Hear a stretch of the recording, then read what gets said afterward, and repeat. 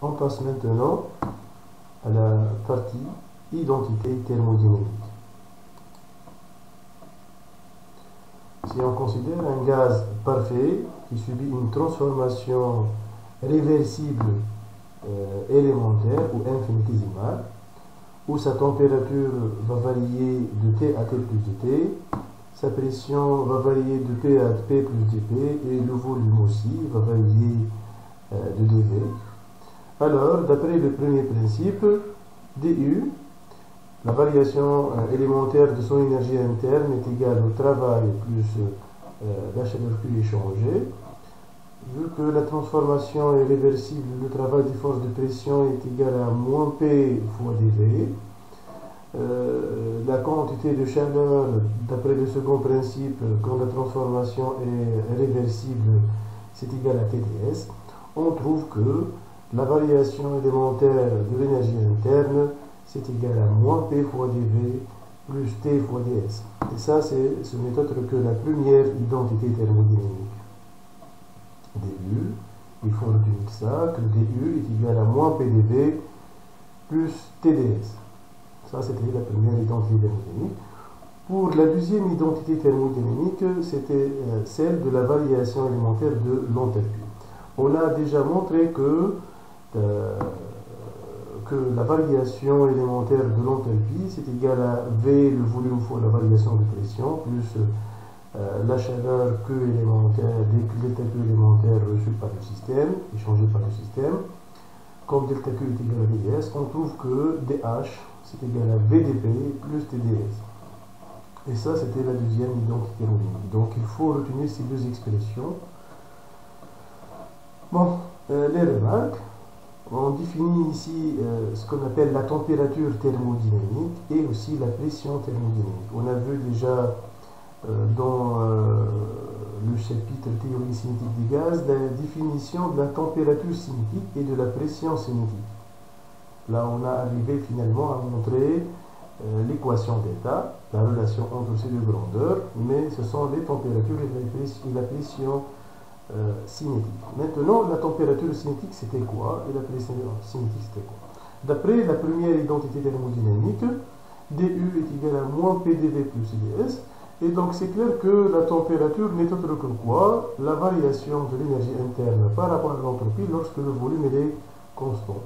Quand le volume est constant, alors dU est égal à T fois ds. Donc, T, n'est autre que la dérivée partielle de U par rapport à l'entropie à volume constant. De même, quand l'entropie est constante, donc on trouve que dU est égal à moins PdV, alors la pression thermodynamique, ce n'est autre que moins la variation d'énergie interne à entropie constante. On peut trouver à partir de ces deux premières identités thermodynamiques de relations appelées relations de Maxwell par application de la relation de Schwarz. Vu que l'énergie interne et l'enthalpie, ce sont des fonctions d'état, c'est-à-dire que leur différentiel est total exact, on peut trouver ces deux relations de Maxwell. En effet, on commence par la première identité thermodynamique. On a dU est égal à moins PdV plus TdS.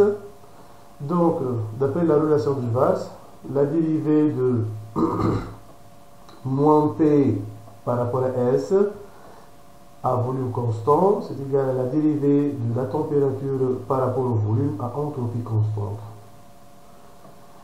Comme les paramètres d'état sont des fonctions bijectives entre elles, alors l'inverse de ça, l'inverse de moins d2p par rapport à S à volume constant, c'est égal à l'inverse, c'est égal à l'inverse de ça, c'est égal à la dérivée de l'entropie par rapport à la pression à volume constant. Donc vous pouvez essayer à montrer ça, que si par exemple on a une fonction qui est bijective, où cette fonction dépend de x, alors la dérivée partielle de f par rapport à x, c'est égal à 1 sur la dérivée de x par rapport à f. Donc ici, la dérivée partielle de P par rapport à S à volume constant, c'est égal à 1 sur la dérivée de S par rapport à P. Ou la dérivée de S par rapport à P à volume constant, ce n'est autre que 1 sur la dérivée partielle de P par rapport à S à volume constant. De même ici, pour la dérivée de la température par rapport au volume. Donc, on trouve que la variation de l'entropie par rapport à la pression, c'est égal à moins la dérivée partielle du volume par rapport à la température à entropie constante. Donc ça, c'était la première relation de Maxwell. Donc, à partir de cette relation, on peut voir comment la pression, elle peut modifier l'entropie du système. Lorsque on va maintenir le volume constant, il suffit de calculer alors la variation du volume par rapport à la température à entropie constante. On peut calculer ça. Il suffit de trouver une relation entre le volume et la température à entropie constante, une transformation isentropique adiabatique réversible. On a la relation T gamma T fois V à la puissance gamma moins 1. Donc si on va faire la différentielle de cette relation de Laplace, on peut trouver finalement comment la pression peut modifier l'entropie. Ça, c'était la première relation de Maxwell. Et la deuxième relation de Maxwell, c'est un résultat à partir duquel on peut voir l'effet de la variation du volume sur l'entropie. Comment on peut trouver la deuxième relation? C'est en appliquant la relation de Weiss sur la deuxième identité thermodynamique, vu que l'enthalpie c'est une fonction d'état. On a en fait dH est égal à VdP plus TdS, et donc la dérivée du volume par rapport à l'entropie à pression constante, c'est égal à la dérivée de la température par rapport à la pression à entropie constante. De même, les fonctions sont bijectives, alors l'inverse de ça, c'est égal à l'inverse de ça. L'inverse de ça, c'était la dérivée de l'entropie par rapport au volume à pression constante. C'est égal alors à la dérivée de la pression par rapport à la température à entropie constante, d'où la deuxième relation de Maxwell. Donc on peut le calculer, ça, on peut calculer la variation en trouvant la dérivée partielle de la pression par rapport à la température à entropie constante. Et comment on peut trouver ça? On n'applique pas ici l'équation d'état d'un gaz parfait, PV égale à RT, parce que ici on va calculer la dérivée lorsque l'entropie est constante.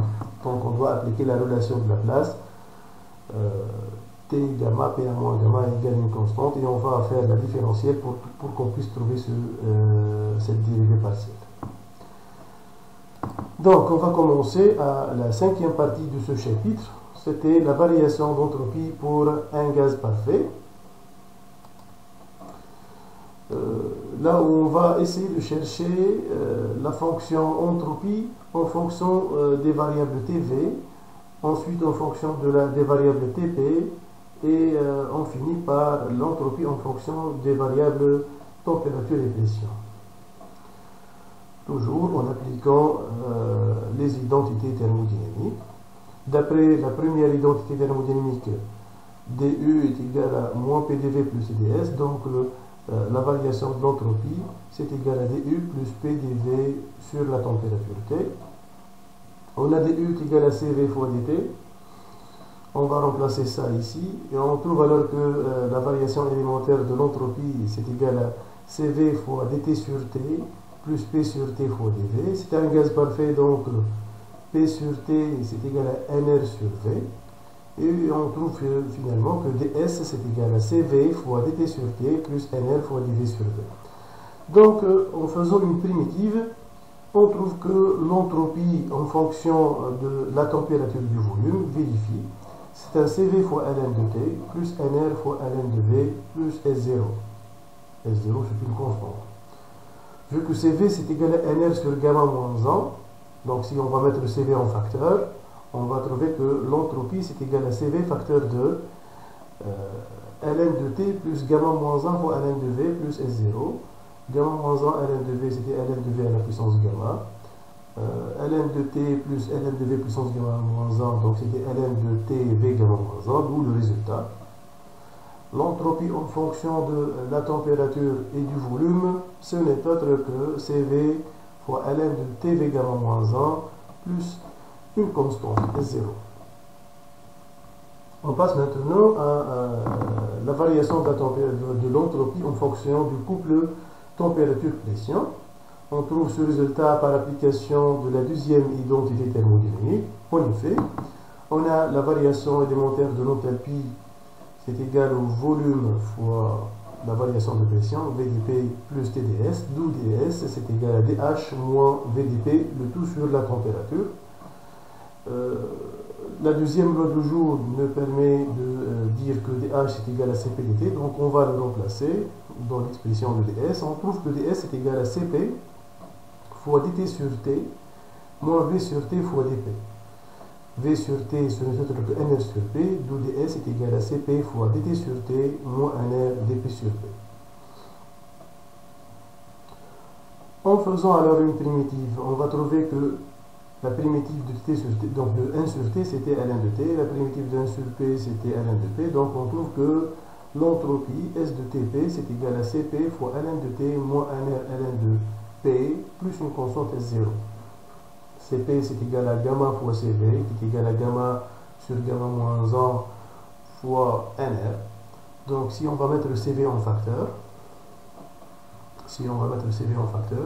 il reste ici gamma fois ln de t, et ici il reste gamma moins 1 ln de t.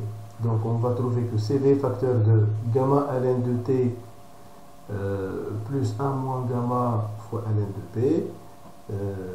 Gamma ln de t c'était ln de t à la puissance gamma, 1 moins gamma ln de p à la puissance 1 moins gamma, ln de t puissance gamma plus ln de t plus ln de p à la puissance 1 moins gamma, ce n'est autre que ln de t gamma p1 moins gamma.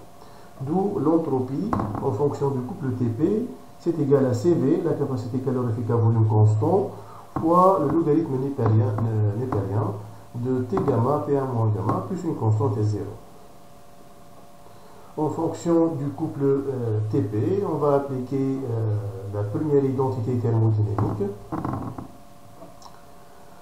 En effet, du est égal à moins PdV plus TdS, donc ds est égal à du plus PdV sur la température. La variation d'énergie interne, c'est égal à Cv fois dt, d'après la première loi de Joule.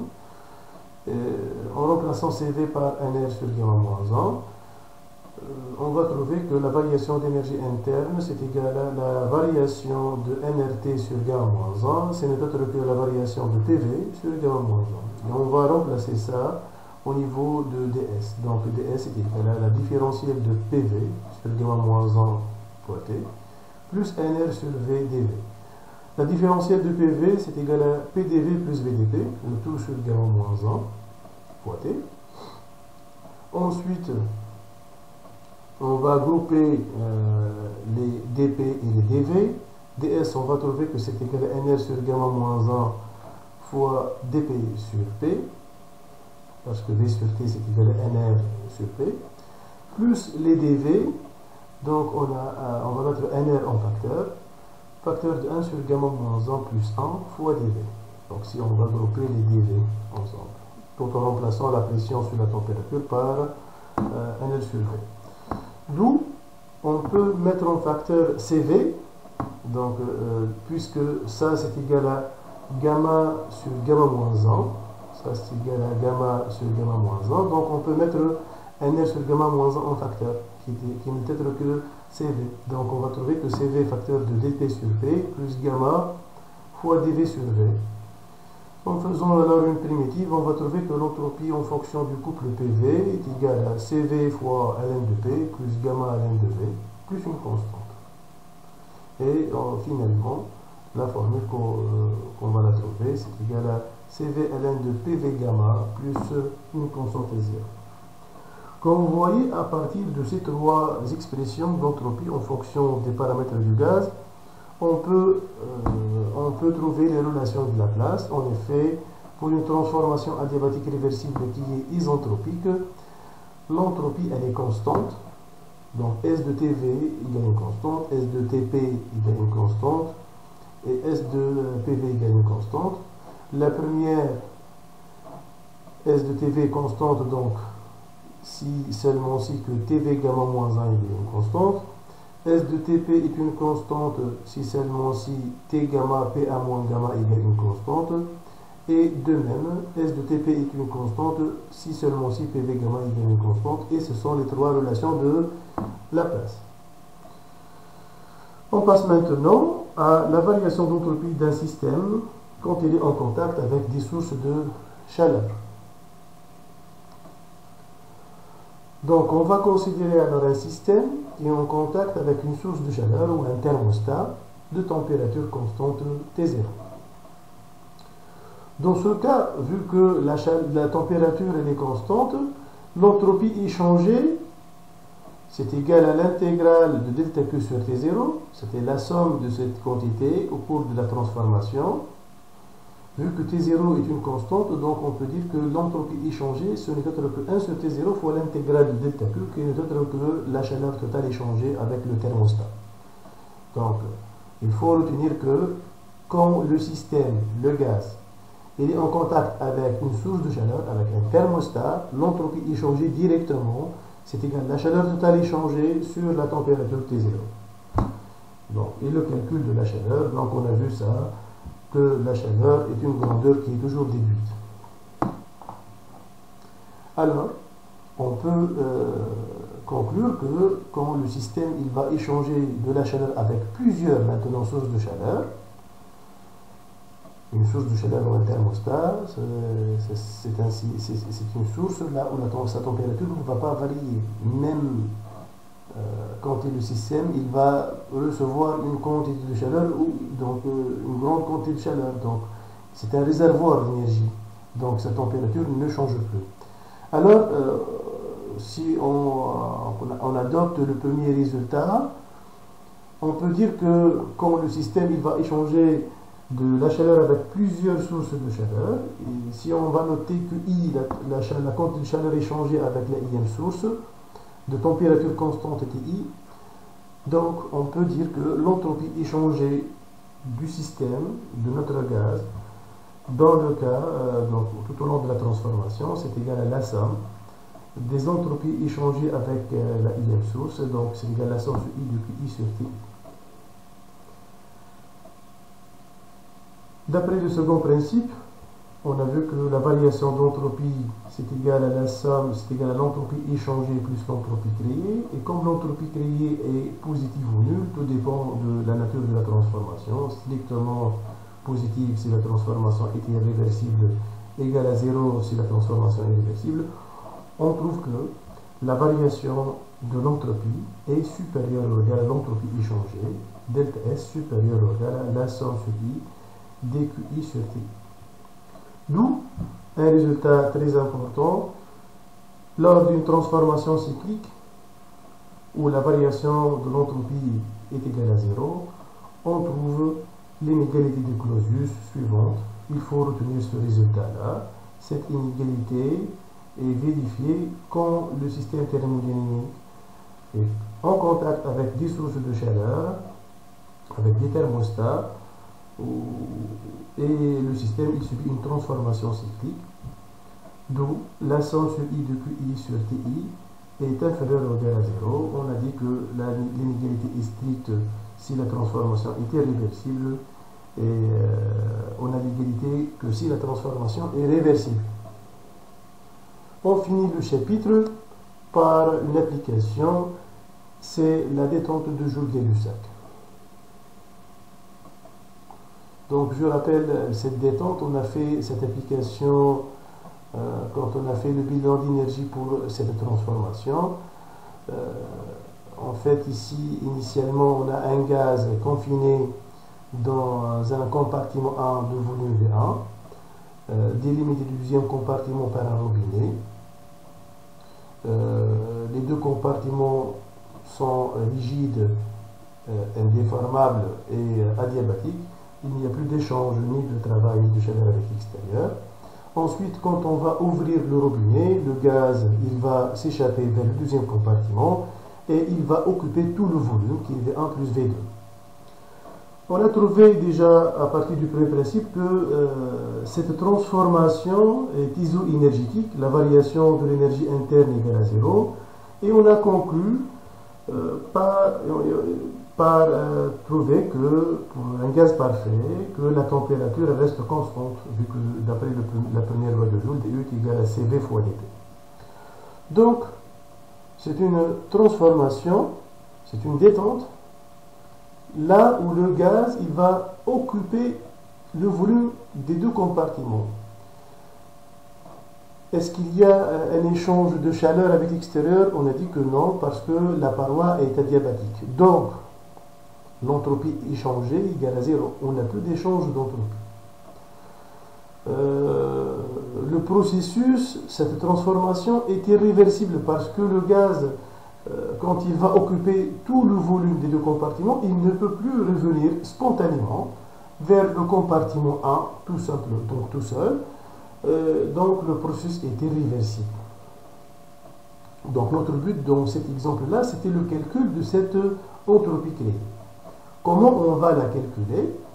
On va appliquer tout simplement le second principe. On a l'entropie échangée égale à 0, donc l'entropie créée n'est autre que la variation d'entropie. L'entropie de l'état final moins l'entropie de l'état initial. Donc notre problème, comment on va calculer alors la variation d'entropie? Pour la calculer, on va supposer que cette transformation était réversible. Le volume initial c'était V1, le volume final c'était V1 plus V2. Tout en supposant que la transformation est réversible, on peut trouver la variation d'entropie. On sait bien que la variation d'entropie, si on va la trouver, peu importe la transformation, elle va avoir la même valeur, même pour ce cas-là, parce qu'il s'agit d'une fonction d'état. Bon, si on va supposer que la transformation est réversible, on va trouver que, d'après la première identité thermodynamique, on peut trouver que ds, que du est égal à moins pdv plus ds, on trouve que ds est égal à du sur t plus p sur t fois dv. Comme du est égal à 0, d'après la première loi de Joule, du est égal à cv fois dt, et durant cette transformation pour un gaz parfait, on a dit que du égale 0, ça veut dire que dt égale à 1, puisque t est une constante, donc dt égale 0, donc du égale 0. D'où ds est égal à p sur t fois dv. En remplaçant p sur t par nr sur v, on va trouver que lors d'une transformation élémentaire entre les deux états initial et final, on trouve que ds est égal à nr sur v fois dv. Donc, delta s, qui n'est autre que l'entropie créée, c'est égal à nr fois ln du rapport du volume final sur le volume initial. nr, ln de v1 plus v2 sur V1. Ça, c'était le résultat. Ça, c'était la valeur de l'entropie créée. Vous remarquez que c'est une valeur qui est positive. Dans le cas particulier où V1 est égal à V2, on trouve que la variation d'entropie, qui est l'entropie créée, c'est égal à NR ln de 2. Ça, c'était le résultat qu'on a déjà trouvé par application de la formule de Boltzmann. La première application qu'on a déjà fait au début de ce chapitre. Bon, on a fini donc le chapitre. Merci pour votre attention et au prochain chapitre.